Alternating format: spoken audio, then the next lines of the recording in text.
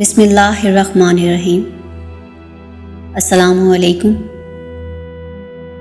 تمام نیک تمناؤں اور دعاؤں کے ساتھ میرے چینل میں آپ سب کو خوش آمدید۔ ایک دوست بتا رہا تھا کہ اس نے بازار میں اپنے دوست سے کہا کہ آج فوتگی کا اعلان سنا تو میں نے سمجھا شاید تم فوت ہو گئے ہو۔